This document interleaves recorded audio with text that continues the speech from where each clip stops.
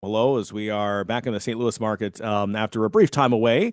Happy to be on every Saturday morning at 7 a.m., 590 a.m., KLIS The New. Good to have you guys back. So wherever you're listening, be it on radio, be it on a podcast, so glad you're here. Appreciate your time. Hey, Illinois basketball. We've not talked much about that, but we're getting now about a month away from the official preseason starting. And Brad, I know you've got a great piece on IlliniGuys.com this week. You broke down on Thursday, the Big Ten announced the conference schedule. You kind of broke down each opponent's. Where does this schedule stand right now for Illinois? It's interesting. We now have all the games. We knew that, we knew the non-conference before this, but now we've got the conference games, and I really like their schedule. It sets up nicely. Obviously, every team has to go west and do these things, but I thought one thing that I noticed is like when Illinois comes back from going west, they get a week off until they play Michigan. And so they kind of get a little bit of a, I don't know, would you say a break there to kind of adjust back to the time zones, that kind of thing. And they have a great starting schedule. I mean, I think it's legit that they could be favored in their first 8 Big Ten games.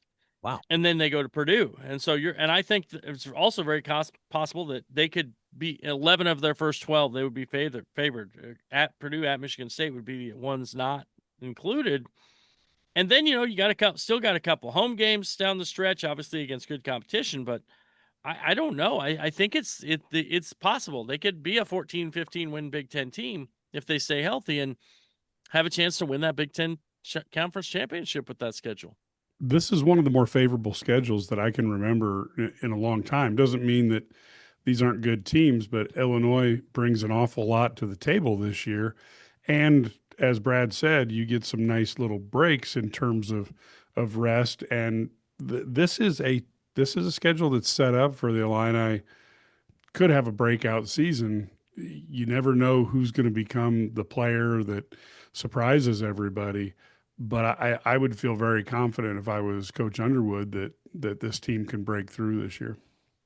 I totally agree. And that's one thing, as I kind of read through Brad's notes and sat back. And again, Brad, great job of breaking this down. When you look at the quality of opponents Illinois will have in the non-conference, when you then, those 2 games in December they play, right, to squeeze in 20 games.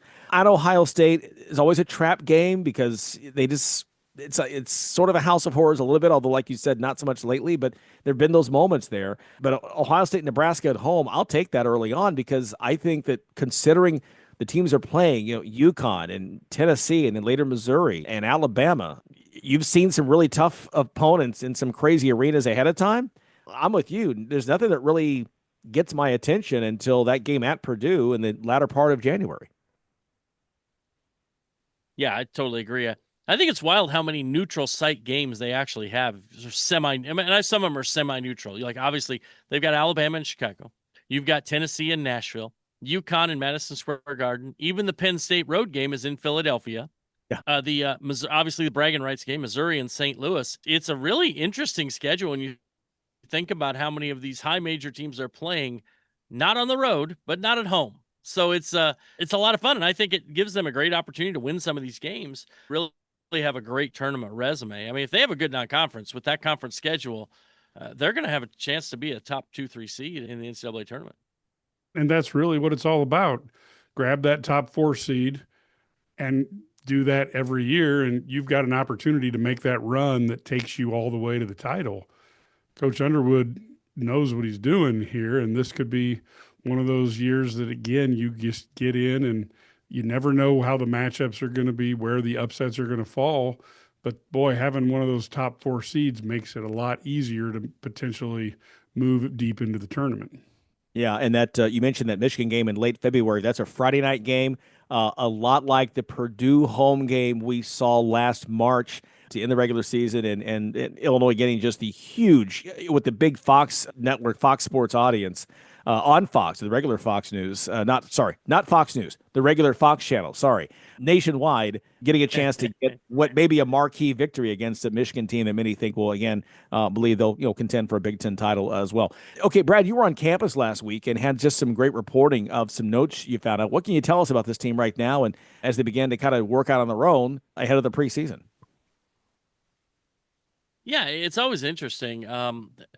Talking to the recruits, that were there, and they got to watch them practice on Saturday morning. To a man, they were talking about how just how competitive everything was in their practice, and how but they how much they were like a family, and that they're competing like heck on the court. But then they just gave I just gave it all, and afterwards they're still buddies. So they liked that family atmosphere, and every kid I talked to, and there were I think 5 or 6 kids on campus, and I talked to all of them, and they all, to a man, mentioned how great they thought that was.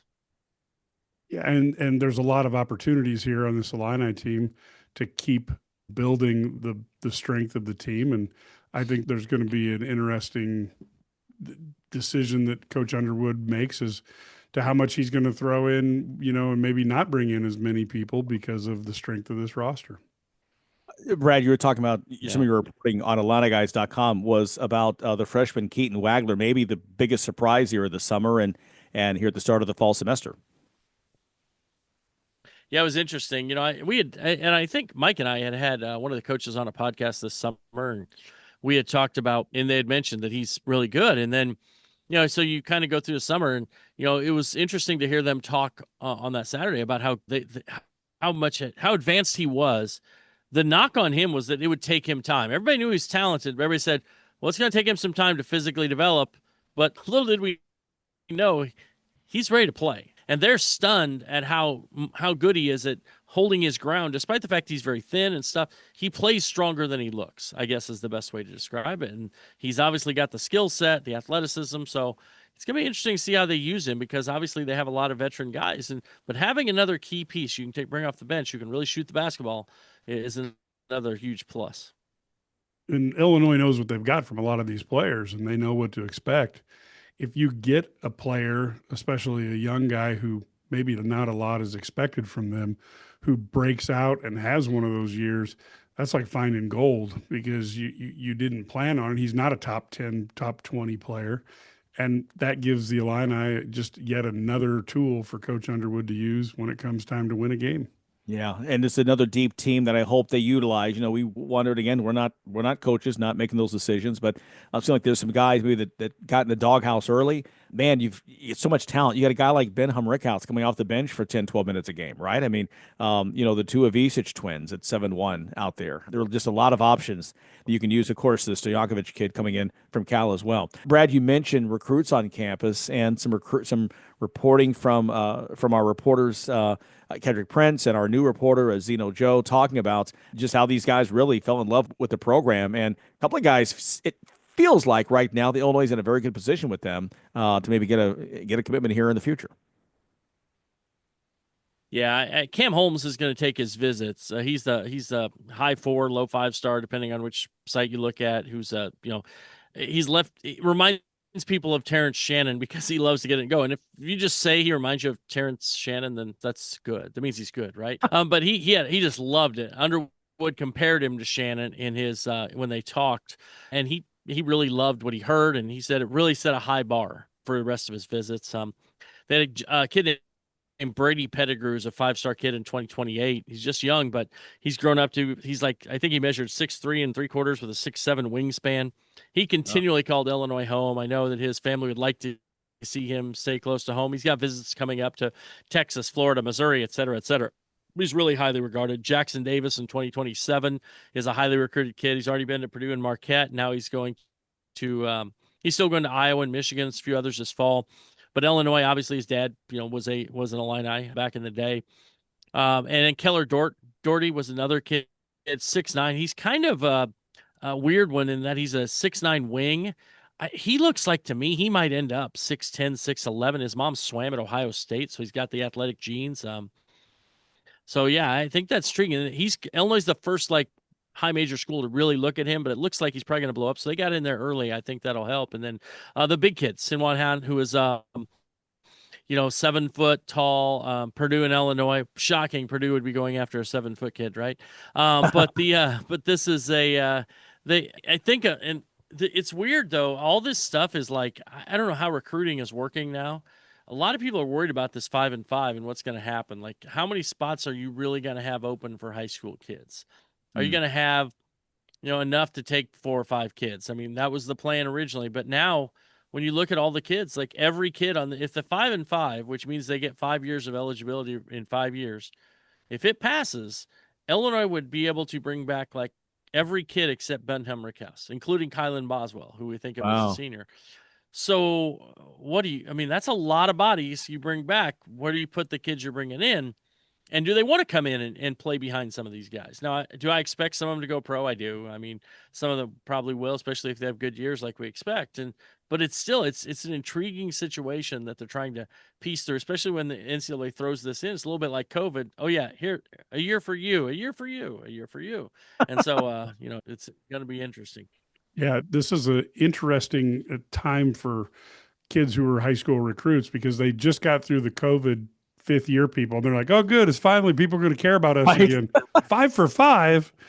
It's got to be rough. Of course, Brad talked in that about some of the feedback from the players. And of course, a couple of things you've never heard is that Brad Sturdy, it reminds people of Terrence Shannon Jr. or the athletic genes. But we will see, it's interesting once the recruits start coming to town, all of a sudden you see Brad getting all this scoops from people. So it's kind of nice to have basketball recruiting to be important again, as opposed to out of the Portal Combat world, which is so crazy. Yeah, you wait until March and then all the conversations begin, right? So by the way, Cameron Holmes, go look up his videos, his highlight reels online.